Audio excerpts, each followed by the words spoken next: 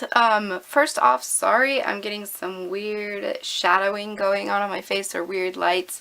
The sun is going down and it's making weird lighting, but ignore that. So today I'm going to be talking to you guys about my new camera, and I had been getting a lot of requests on my Instagram. I had posted a photo of it and you guys were asking me how much it was, where I got it, everything like that. And I had also posted another photo asking if you guys wanted to see a video, and so many people said yes. I'm going to be talking to you guys today about the FujiFilm Instax Mini 8. And basically what this is, it is a Polaroid style camera.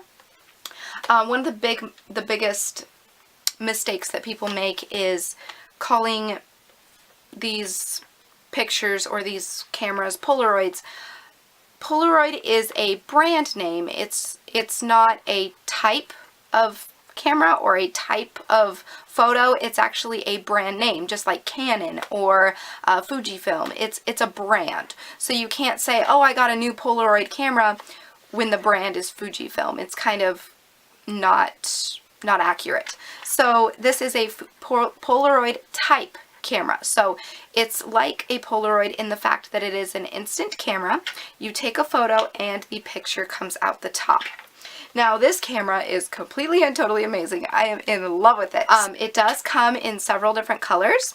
I got mine in pink, of course, but it comes in pink, blue, yellow, black, and white. And you can get these several different places. I've heard that you can get them at Urban Outfitters, and I think someone had said they saw them at Forever 21. I've heard that you can get these several places, and in store they range from about $100 to $150 just for the camera itself, not even including the film. However, the cheapest place that I have found to get it is on Amazon, and the pink one is on there for $64. So I'll put the link to purchase this exact camera on Amazon if you want it. Again, they also have blue and yellow and white. The white I think is a little bit cheaper. I think the white is like $50. Don't quote me on it, I'm not 100% sure, but the camera just looks like this, and it is very cute. Overall, I am in love with this thing. So I'm going to go ahead and do a overall walkthrough of the outside of the camera, and then I'm going to show you guys how to insert the film, and then I will come back here and I will talk to you guys about taking photos and giving you some tips. And so just an overall walkthrough of this camera. It is very gorgeous. I love this camera so much. I love the feel of it. It's so comfortable holding in your hand. But I'll just give you a quick walkthrough. So this side right here, this little panel pops off, and this is where your batteries go. It takes 2 AA batteries, which is awesome because those batteries are super easy to find and they're fairly inexpensive because they're so common. You can also buy the rechargeable AA's, which is what I do. So if one pair goes dead, I just recharge it, and then, you know, I have 2 pair of AA's, and I keep one in the camera, and then when that goes dead, I just pop in the other set while the old ones are charging. And it makes it a lot more convenient, especially if you are taking photos in general. Even with a digital camera, I highly recommend the rechargeable batteries because it will save you a lot of money in the long run, instead of buying a brand new pack of AA's every time you go to the store if you're a camera freak like me. And okay, so we just put in the batteries. So this back panel right here is where your film will go in, and I'll show you how to do that in a little bit. Right here is the little viewfinder, and once we flip the camera over, you can see that this is the front of the viewfinder. So one little tip is that obviously the viewfinder and the lens and the viewfinder don't exactly match up. So what you see in the viewfinder isn't what's going to actually be the picture, and I'll give you guys some little tips on that after I show you guys how to insert the film and I start taking photos and everything. So back here, or on the front, excuse me, we have the turn on button, which is just this little button right here next to the lens. You just click it and it turns on. You will hear a little startup noise that's kind of high pitched. And I also flipped it over a little early, but you will see a little red light flicker on, meaning that it's starting up. So the camera is on right now. This right here is your flash. Your flash is going to be fired at all times regardless.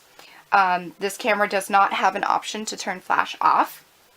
This right here is your little light sensor.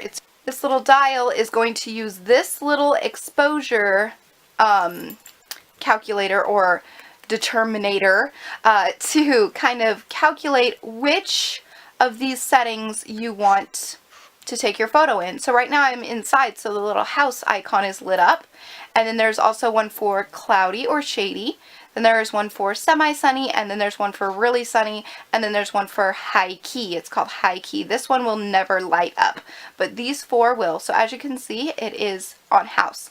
Now if I was outside and it was super sunny, this one would be lit up, and I would change my dial to that one before I took my photo. Now you really want to pay attention to this dial because it is so helpful before you snap any photo, unless you already know that you're inside or you already know that you're outside and it's blaring sunny. You definitely want to look at this dial because it is going to determine how light and how dark your pictures turn out. If you are inside and you put that you're outside, it's not going to give you as much flash, so your picture is probably going to come out really super dark or even black. Now if you put the inside, if you put the dial on inside when you're actually outside with it super sunny, it's going to highly overexpose your photo. So you really want to be careful with this dial. And that's pretty much it. High key is, I haven't tested it out yet, but I've heard that it just overexposes your picture regardless what location you're in, if you're outside or inside or what have you. And then of course on the top is where your film will come out. So, and to turn the camera off, you just pop the lens in just like so. And super simple, just like that. And then this little button, that's how you take your photo. This is your shutter button right here. So that's what it looks like. And you cannot mount a tripod on this. But it does come with a little wrist strap, so it's helpful to carry. And yes, that is a little overview of the FujiFilm Instax Mini 8. So the film looks something like this. It'll be in a box similar to this one. This one says 10x5 because in every little packet there are 10 shots.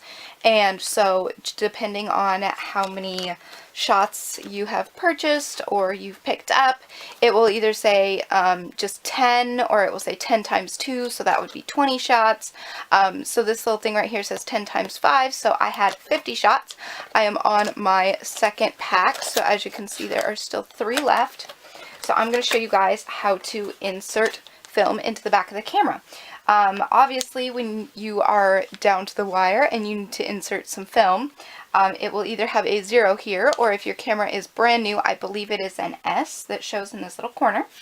But what you want to do is you want to avoid sunlight. And first things first, you open up the back of the camera. You take out the old film cartridge, if there is one in there, and throw it away. Easy peasy. So the back of the camera looks like this. And you'll notice if I zoomed in, you could see a little yellow tab right here. I'm not going to zoom completely in because it's kind of self-explanatory. There's a yellow tab right there. And what you do is you open up your film packet.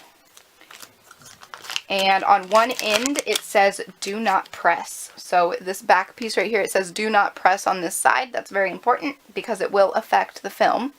So what you do is there is also a yellow tab. I don't even need to zoom in. There is a yellow tab on the actual film cartridge itself. And it's easy peasy lemon squeezy. All you do is match the yellow with the yellow and pop it right in there. So there, the film's inserted, and then you just close it up. And you guys will see that there will be an S right here. So when you see the little S and you've just inserted your film, be aware that your very first picture is not going to be an actual picture.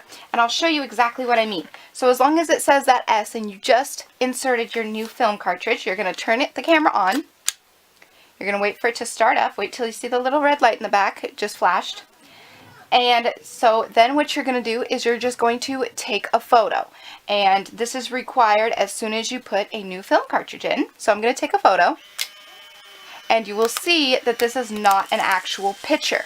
This is just the cover for the film cartridge that we just put in. The side that says do not press, you see the little fingerprint right, the thumb? That right there is the little protective shield thing that was on it, the cartridge. And if you look closely, or if I were to zoom in, you guys can see that this now says 10 instead of an S. So now you can actually take your real photos, and the next photo you take will be an actual photo. So that's how you install the film. Now the film is fairly expensive. I've seen the little, this is what the film looks like for the, it says 10 sheets right here, so you get 10 sheets in this little tiny thing. This is one pack of film. It takes 10 shots, and I've seen these go anywhere from $9 to $15 on eBay and stuff. So it's pretty spendy per photo, but if you buy in bulk, say you get 50 shots, so this has 5 of the little 10 packs in here. You can see it says 10 times 5 right there. So this is just the single 10, and then this is 50. So if you buy in bulk, you actually save.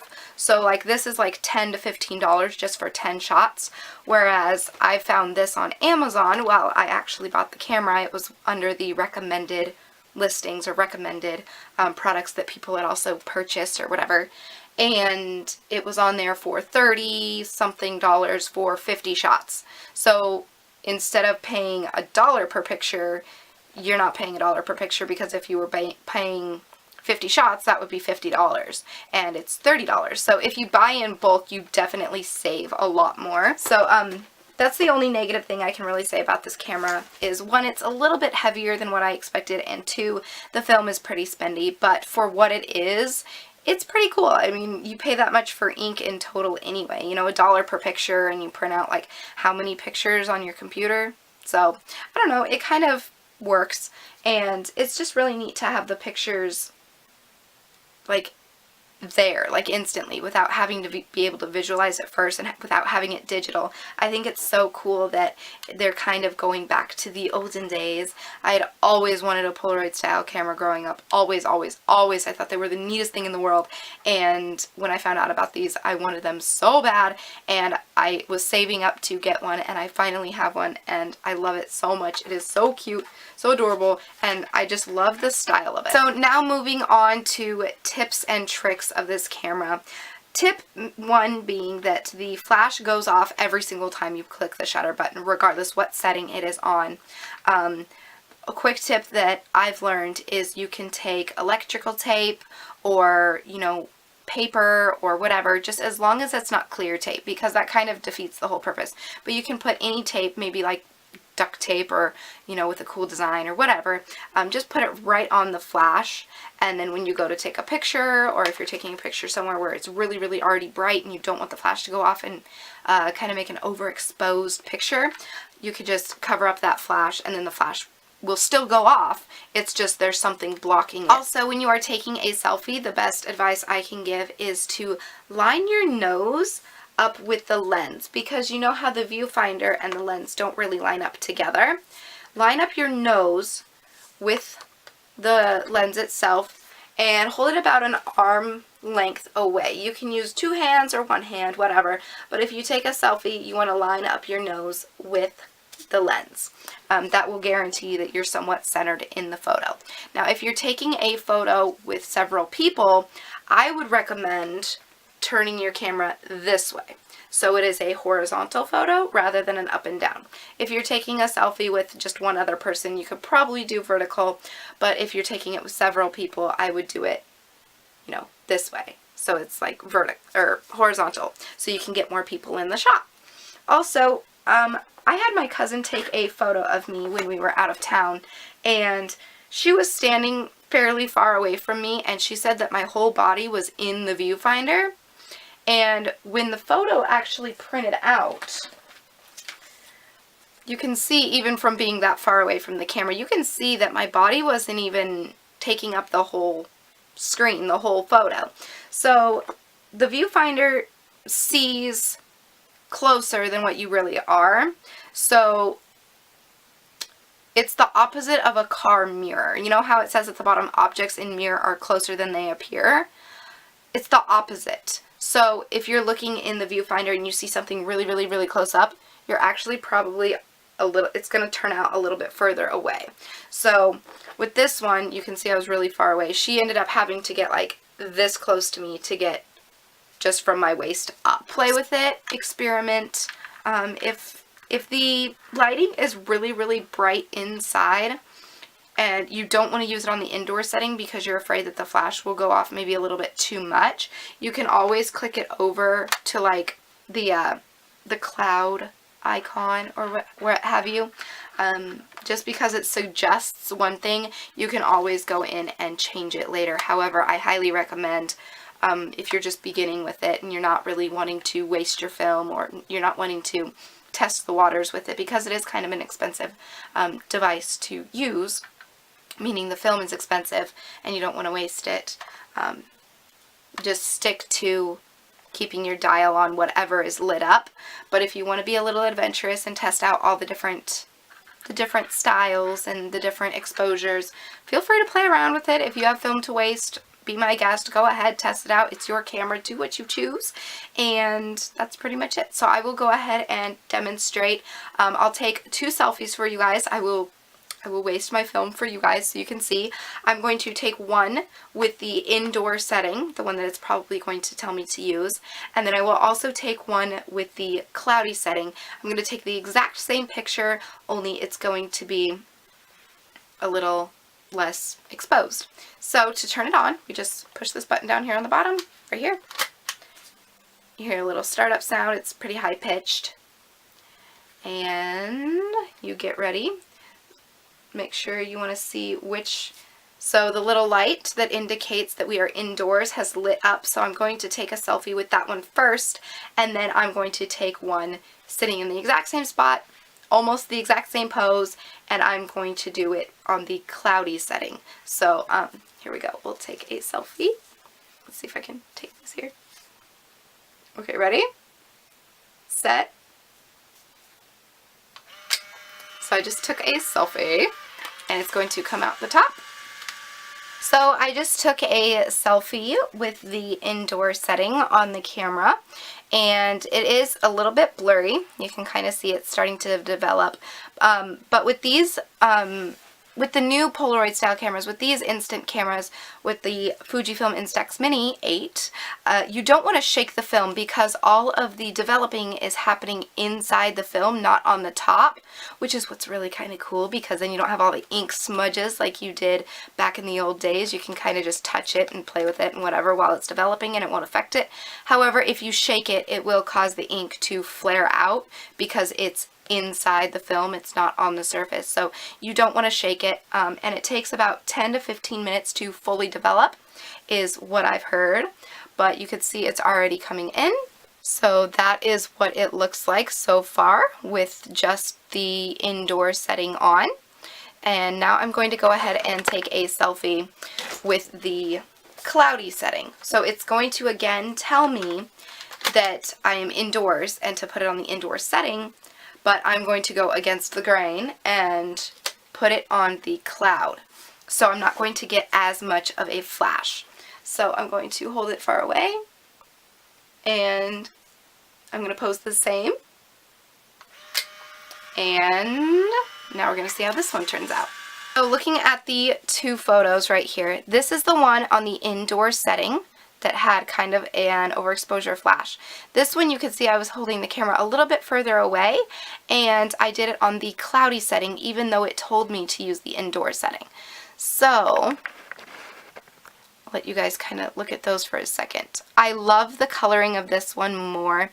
It's a lot clearer, whereas this one is a little bit more, you know, blurry, and it's not as great. So just gives you an idea of what you guys can play with.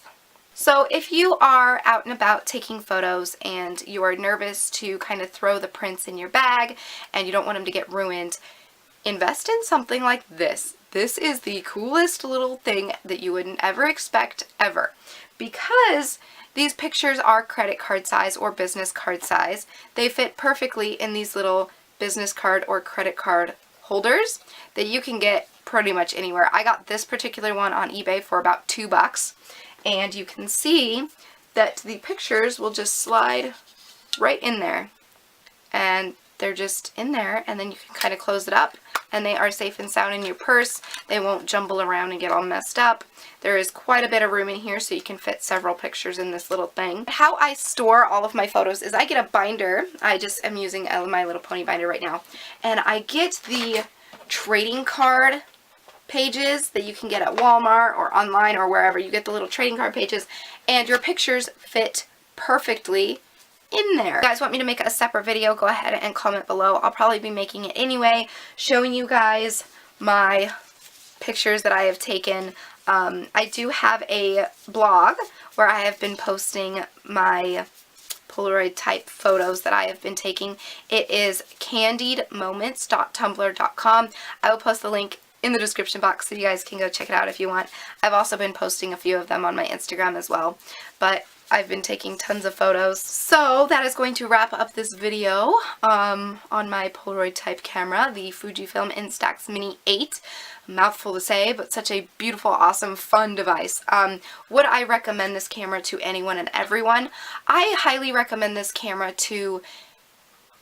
It's mainly targeted towards teenage girls because of the simplicity of it, the kawaii-ness of it, and, you know, hello, we're in the day and age of the selfie, so we're like obsessed with taking pictures of ourselves and others, so it's really, really awesome to kind of, you know, invest in something that A, you're going to get lots of use out of, and B, is kind of unique, with it being the vintage style photos, but having it be, you know, 2014. It's really, really cool. So if you are big into scrapbooking, this is the camera for you. Oh my gosh, this camera is amazing for scrapbooking, and keep in mind that you don't see the photo before you actually take it. So they do also have another device, and it is the Instax, the FujiFilm Instax Bluetooth printer, smartphone Bluetooth printer, and it is a printer that connects via Bluetooth to your smartphone,